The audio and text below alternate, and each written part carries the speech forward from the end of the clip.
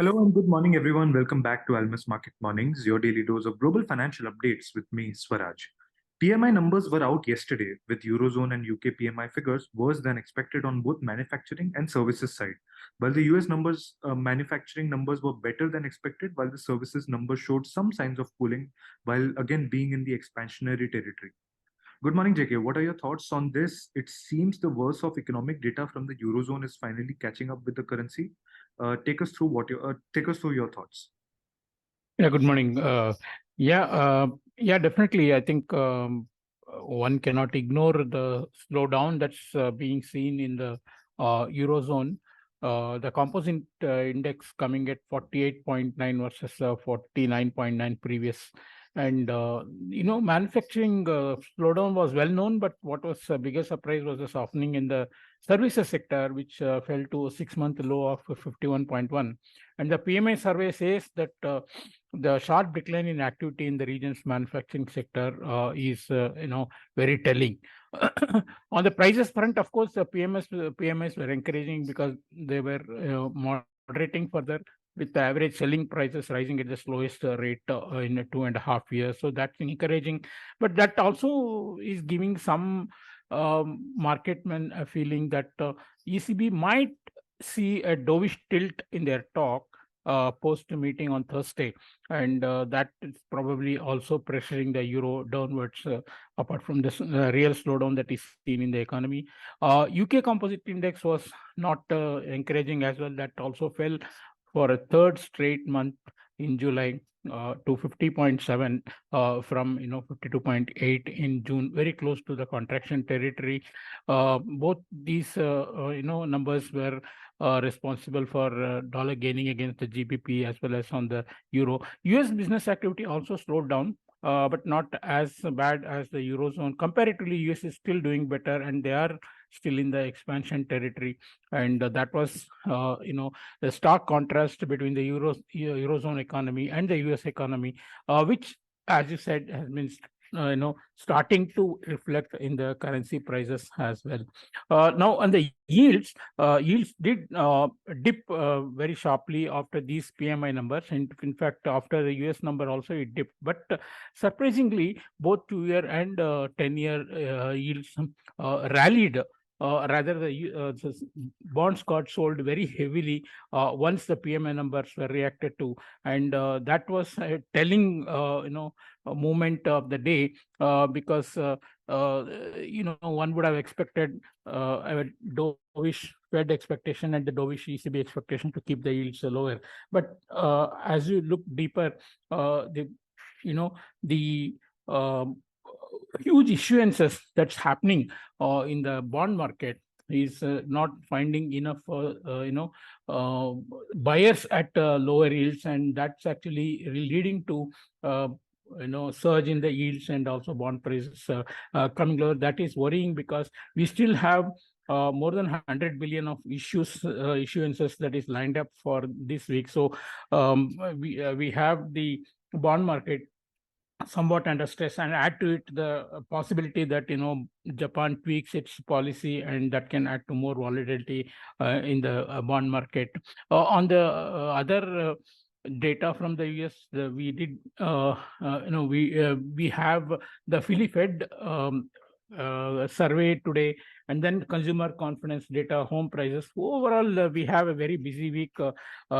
Starting today, tomorrow we have the FOMC, and then later on we have the jobless claims and GDP, followed by the PC core price index. And today we'll also look at the Eurozone IFO survey, because that's one of the leading indicators for the economy's performance. That would be very closely watched. On the stock market, Dow gains stood out, whereas S&P and Nasdaq made only marginal gains, and it shows that investors are expanding their horizon of investment and moving away a bit from the technology sector, which looks very richly valued.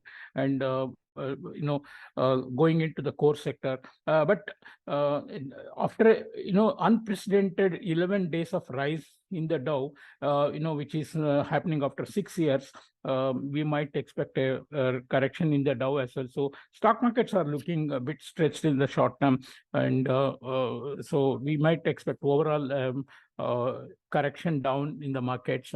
Of course, the sentiment was boosted by the Chinese Politburo meet, which happened earlier than expected. It was expected to happen later in the week, but they all announced measures yesterday itself. Some supportive measures for the real estate sector, and for consumption, and these are actually seen having some good impact on the Chinese markets, and we have seen the Chinese markets open positively around 1.5%, and even the Chinese yuan today has once again reacted after the Chinese central bank fixing. It was expected to be fixed at 7.20, looking at overall movement in the dollar, but actually they fixed it at near about 1.1450, which is the largest deviation that we have seen from the market expectation. So Chinese yuan has come closer to 7.16 now. On the currencies, more particularly, yen has been very volatile. There are divergent thinking in the market about about the change in the policy in Japan. So that's something, a suspense that will continue till Friday. And I think Fed and ECB are more predictable, but dollar is definitely regaining some hold after the weaker numbers expected from Eurozone and UK. Chinese yuan gaining marginally.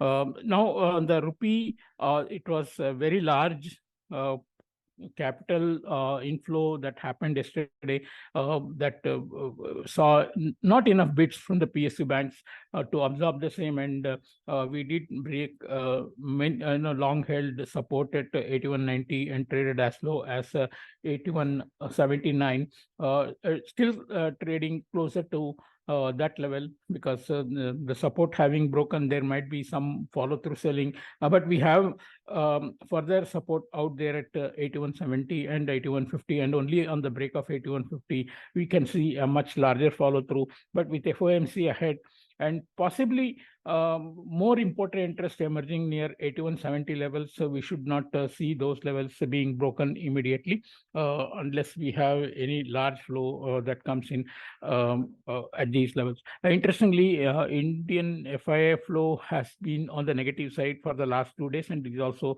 reflected in the stock indices, which have undergone a much needed correction from the top. So I guess some more correction would be par for the course as far as the Indian stock market is concerned, which looks richly valued. Rupee to trade in a probably new range between 81.70 and 82. Thank you. Thank you, JK. And just to summarize the first few points, it's all relative in the currency markets. Of course, the US business activity slowed down, but not as slow as the Eurozone or the UK economy, which led to some sort of dollar strength. We have got upcoming data like consumer confidence data, home prices data, and of course the FOMC tomorrow. Today, the Eurozone IFO survey will be closely watched.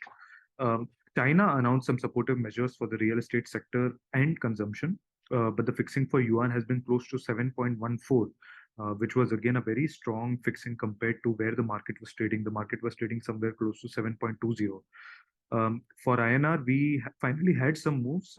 We had some capital inflow yesterday, which saw some appreciative move, and 81.90, which was a long-held important support, was broken. Now the next levels of support comes around 81.70 to 81.50. Even though INR appreciated, FII flows has been negative for the past 2 days, as reflected in the stock indices. That's it from us today. Thanks for listening. Tune in tomorrow for another round of fresh updates. Thank you.